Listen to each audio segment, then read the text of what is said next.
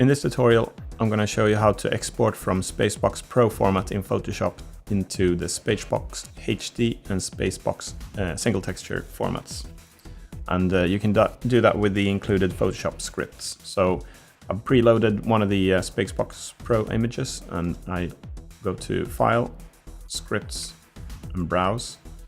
And then there's a number of different JSX files here, which are the Photoshop scripts. And the first one I'll show you is to convert from a SpaceBox Pro to SpaceBox HD with a single image with multiple layers in it. And as I execute this one, the script will grab each six images from the horizontal cross configuration and paste it and name it into 6 separate layers in this new document. As you can see, these are the 6 faces of the SpaceBox.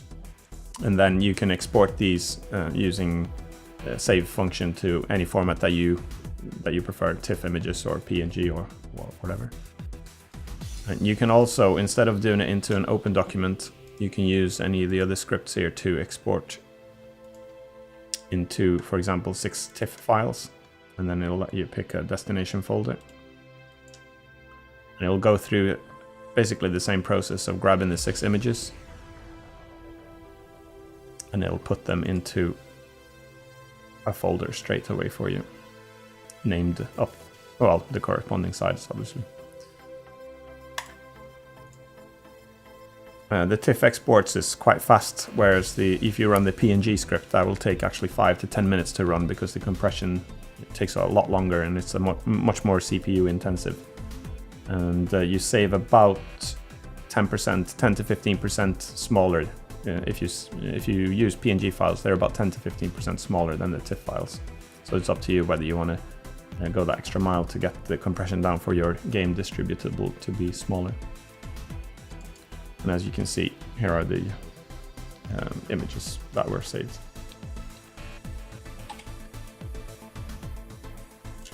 I'll also show you how to use the script that converts it into a single texture format. So I'll start with this one that will bring it into an open PDF or Photoshop document. So it goes through the process and grabs the 6 images again, but this time it puts it in the UV map configuration of the SpaceBox single texture format.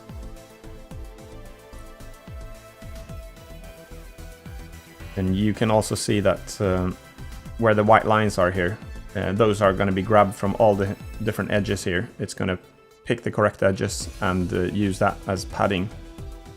And that will fill in a second, and that's because when you use the SpaceBox, you don't want to have any tearing between cube edges, especially if you reduce the resolution of the SpaceBox. Then they'll be quite apparent that there's some bleeding in the edges, but since it's filled that in with padding, that's what the script does for you as well. It shouldn't be noticeable. And as you can see as well, these images are stretched, so these are actually 3. And they would be square by default, but to get a little bit of extra definition, they're actually stretched, and you cannot really notice that you gain more definition to do it this way than instead of just having them square and wasting a lot of texture space. So and you actually do gain a bit of more definition compared to, you don't really see any stretching when it's applied to your SpaceBox. So it's worth that, that extra. Using the extra space for some additional detail.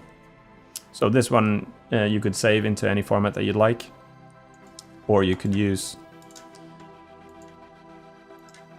the SpaceBox Pro to SpaceBox ST for single texture, either PNG or TIFF file. I'll pick the TIFF file now since it's a lot faster. And again, that will output it. It'll run through the same process, and when it's finished, it'll save it into the folder that you've picked.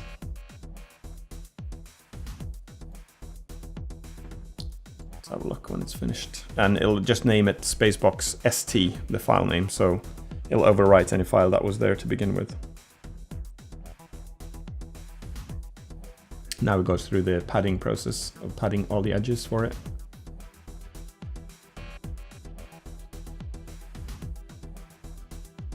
And once that's finished, it saves it into the TIFF file. And here it is. So that's how you use the included Photoshop scripts to convert the SpaceBox Pro into the SpaceBox HD and SpaceBox ST formats.